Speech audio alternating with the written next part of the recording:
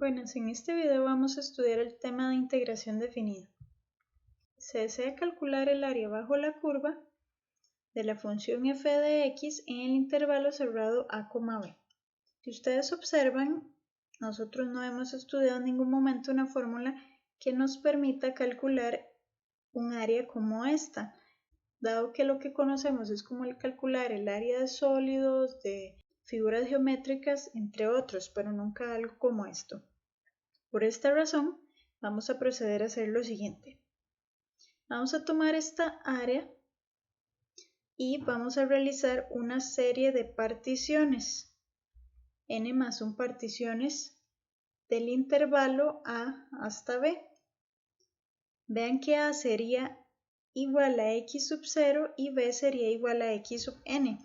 Este de acá sería x sub 1, x sub 2, x sub 3 y así sucesivamente.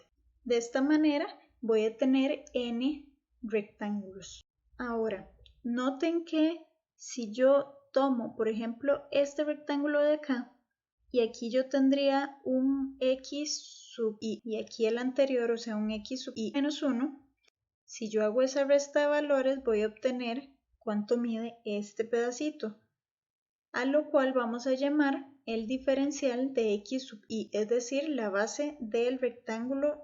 Y luego, si yo tomo un punto cualquiera en este intervalo y calculo su imagen, yo tendría su altura, la cual está dada por f de c sub i. Y de esta manera, vean que al multiplicar la base por la altura de mi rectángulo, yo estaría obteniendo el área de dicho rectángulo.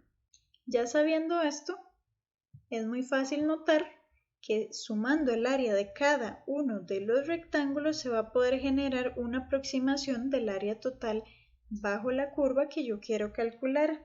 Ahora, imaginen qué pasa si yo empiezo a hacer estos rectángulos cada vez más y más angostos. Estos espacios que tenemos acá cada vez van a ser menores, es decir, conforme mayor sea la cantidad de rectángulos que yo realice, mejor va a ser la aproximación.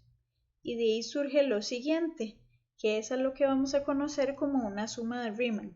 Si f está definida en el intervalo cerrado a, b y el límite de la suma de Riemann de f existe, entonces se dice que f es integrable en el intervalo a, b y se va a denotar como la integral de a hasta b de f de x igual al límite cuando n tiende a infinito, es decir, la cantidad de rectángulos de la sumatoria que va desde igual 1 hasta infinito de f de x sub i por el diferencial de x, es decir, la sumatoria de el área de los rectángulos. Y si ustedes observan, realmente lo que estamos haciendo es calcular un área mediante una suma infinita de áreas de rectángulos, y precisamente de aquí viene la simbología de una integral, que es una especie de S estirada, que vendría del hecho de que lo que estoy haciendo es sumar un montón de áreas. Y para esta ocasión nosotros no vamos a ir a calcular sumas de Riemann.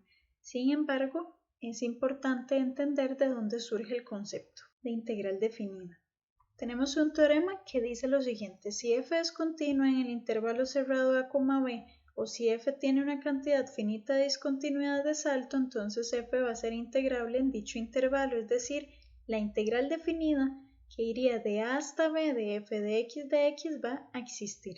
Ahora, al igual que las integrales indefinidas, tenemos que la integral definida también tiene propiedades importantes, las cuales son muy similares a las de las integrales indefinidas. Tenemos que la integral de a hasta b de una constante por una función es igual a la constante por la integral definida de a hasta b de la función. Luego, si yo tengo la integral de una suma de funciones, esta va a ser igual a la suma de las integrales de cada una de las funciones. Sirve tanto para suma como para resta. Luego, si yo tengo una integral que va de a hasta b de una función y me dicen que hay un valor c, el cual se encuentra en este intervalo, entonces yo puedo separar esta integral en la suma de la integral que va desde a hasta c de la función más la integral que va de c hasta b de la función. Luego, si tengo la integral de b a a de la función f de x y me están diciendo que b es un número mayor a, si ustedes notan los límites de integración estarían al revés, porque aquí tendré el número mayor y aquí el menor, entonces lo acomodamos y va a cambiar el signo de mi integral.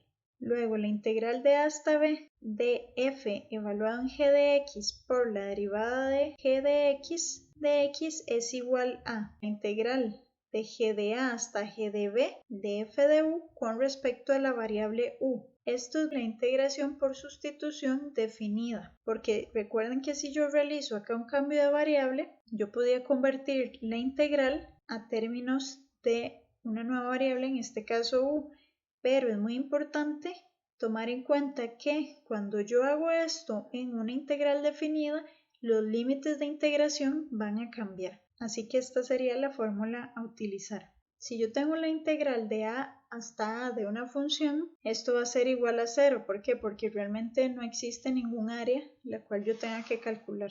Y 7, si se tiene una función que es negativa, es decir, que está debajo del eje x en el intervalo cerrado a, b, al calcular el área limitada por la curva, el eje x y las rectas x igual a a y x igual a b, el valor será negativo. ¿Y esto qué quiere decir? Que si yo calculo la integral definida de a hasta b de una función la cual se encuentra debajo del eje x, me va a dar un número negativo. Y si yo ya quiero calcular el área como tal, lo único que hago es utilizar el valor absoluto de ese valor negativo, porque al ser un área necesito que sea un valor positivo. Ejemplo, determine el valor exacto de la integral que va desde 1 hasta 4 de menos 3g de x más 2f de x si se sabe que la integral de 1 hasta 4 de f de x es menos 6 y la integral de 1 hasta 4 de g de x es igual a 12. Lo primero que vamos a hacer es, por reglas, separarlo en dos integrales definidas. Luego podemos sacar las constantes. Ven que me quedarían menos 3 por la integral de 1 hasta 4 de g de x más 2 por la integral de 1 hasta 4 de f de x. Vean que ya esta de acá es conocida, ya me la dieron, es 12.